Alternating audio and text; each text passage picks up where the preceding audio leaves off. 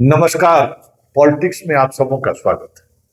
और आज हम पॉलिटिक्स में बात उस पॉलिटिक्स की करने जा रहे हैं कि बिहार के राजनीतिक घटनाक्रम इतनी तेजी से बदल बदल रही है, उसमें उस तरफ लोगों का ध्यान ही नहीं है कि आखिर बिहार के राज्यपाल महोदय को अचानक बिहार से विदा क्यों कर दिया गया। विदा कर दिया गया तो कोई बात नहीं होता है, इस तरीके की विदाई संभव भी है, 5 वर्ष हो रह भी गए। लेकिन एक जो सामान्य प्रोटोकॉल है कि भाई विदाई के दौरान एयरपोर्ट पर तमाम सीनियर अधिकारी, मंत्री सब लोग पहुंचते हैं, मुख्यमंत्री भी पहुंचते हैं। हालांकि मुख्यमंत्री एक दिन पहले जाकर मिल लिए थे, लेकिन कल उनके विदाई के दौरान कोई मौजूद नहीं था। यह संयोग है या प्रयोग है? क्योंकि आरिफ मोहम्मद खान यहां आए तो अपने तरीके से राजभवन को चलाया और उनका जो मिजाज रहा उसी मिजाज में राजभवन चलाया। व्यक्तिगत रिश्तों को उन्होंने तवज्जो दी, चाहे वो लालू हो चाहे नीतीश हो या चाहे कांग्रेसी भी हो। जिनसे उनका व्यक्तिगत रिश्ता था उस रिश्ता को उन्होंने तवज्जो दी। अलीगढ़ यूनिवर्सिटी में या जामिया मिलिया में जो उनके साथ पढ़ते थे, राज्यपाल के रूप में जब बिहार आए तो सबसे पहले उन्हीं के घर गए। सुदामा कृष्ण पहुंचे थे सुदामा के घर। मतलब तमाम वो रिश्ते जो रिश्ते बिहार से उनका रहा, उस रिश्तों को उन्होंने खूब जमकर जिया। लेकिन इस तरीके से उनकी विदाई होगी किसी ने सोचा नहीं था। कल कुछ ऐसी बातें हुई जिस दौरान मुझे कुछ जानकारी दी गई और जानकारी मिली भी मुझे कि विश्वविद्यालय में जो अराजकता फैली हुई थी या जो अराजकता फैली उसको लेकर भारत की सरकार काफी इनसे निराश था और गुस्सा में भी था। इसलिए इस तरीके से इनको सीधे सीधे तौर पर पूरे सीन से आउट कर दिया गया। हालांकि इनका कार्यकाल पूरा हो चुका था, उपराष्ट्रपति वाली बात नहीं थी, लेकिन सीन से इनको बाहर कर दिया गया। तो क्या वाकई में ये स्थिति थी? बेटे की वजह से वाकई में इनकी बदनामी हुई थी? और क्या सरकार कुछ इनके फैसले से असहज थी? कई तरह के सवाल खड़े हुए थे, जो सवाल अब धीरे धीरे पब्लिक डोमेन में आने शुरू हो गए। पटना विश्वविद्यालय के कुलपति के साथ उनका व्यवहार, मिथिला यूनिवर्सिटी के वाइस चांसलर के मामले में चुप्पी, कई ऐसे निर्णय लिए गए रजिस्ट्रार और वाइस चांसलर को लेकर, एक्सटेंशन को लेकर, जिसको लेकर पीएमओ तक में ये शिकायत गई कि यहां पर इस मुतल्लिक बड़े बड़े स्तर पर खेल हुआ है और इस खेल को लेकर कहीं न कहीं पीएमओ गुस्से में था। मतलब पीएमओ को लगा कि ये ठीक नहीं है, सीधे सीधे तौर पर बदनामी हो रही है। बिहार की शिक्षा व्यवस्था के सुधार को लेकर और सरकार और इसके बीच, राजभवन के बीच बेहतर समन्वय रहे, इसके लिए उन्होंने उनको भेजा गया। उसमें कोई दो मत नहीं कि सरकार और इनके बीच जबरदस्त समन्वय रहा और लेकर वाली स्थिति नहीं रही। लेकिन कुछ चीजें ऐसी हुई जो असहज कर दिया।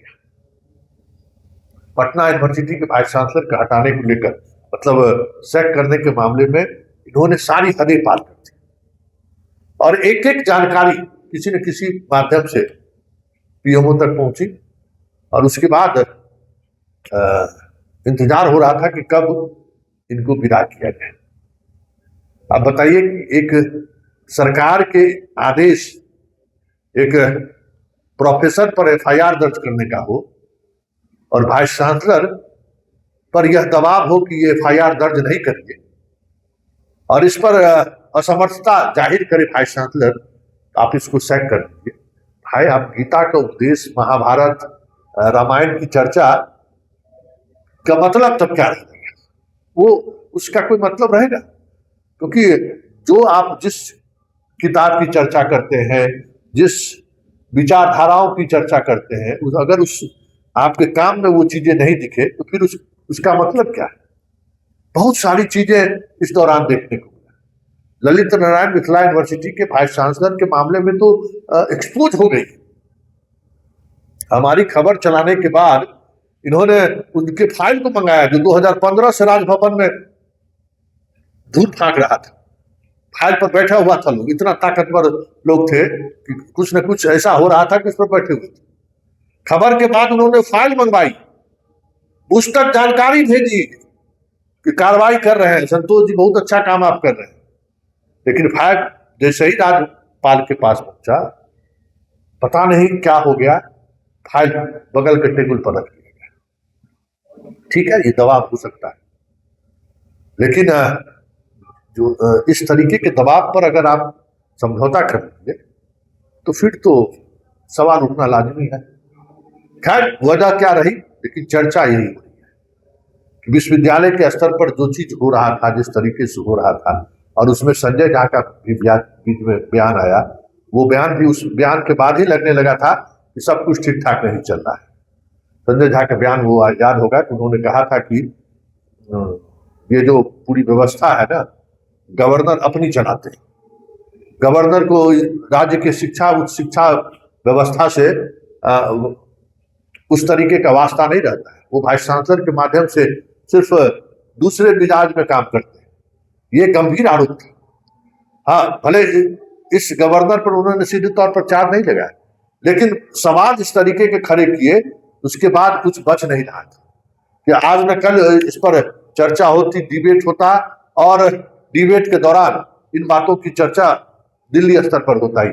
ये सारी चीजें दिल्ली स्तर पर हुई और धीरे धीरे धीरे धीरे इनका जो एक इमेज था वो इमेज प्रभावित होने लगा और अंततः इनकी विदाई हुई। लेकिन सवाल वो नहीं, विदाई हुई तो हर किसी की विदाई हो, जो आए हैं उनको जाना है, कितने दिनों तक ये रहते हैं।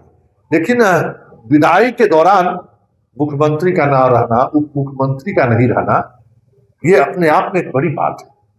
जबकि वो यात्रा से हेलीकॉप्टर से आने में कोई ऐसा नहीं है कि समय, क्या समय लगेगा, 1 घंटे पहुंच जाएगा मधेपुरा सुपौल से। लेकिन इनके विदाई के दौरान एयरपोर्ट पर जो एक सम्मान होता है, ठीक है, वो 14 तारीख तक तो जब नए राज्यपाल जब तक शपथ ग्रहण नहीं ले लेते हैं तब तक तो वो अपने पद पर बने हुए थे।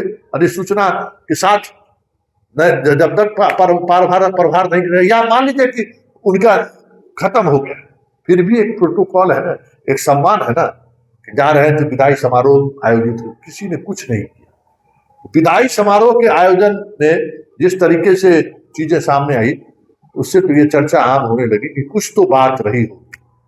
यूं ही बेआबरू होकर कूचे से कोई किसी को निकालता है क्या?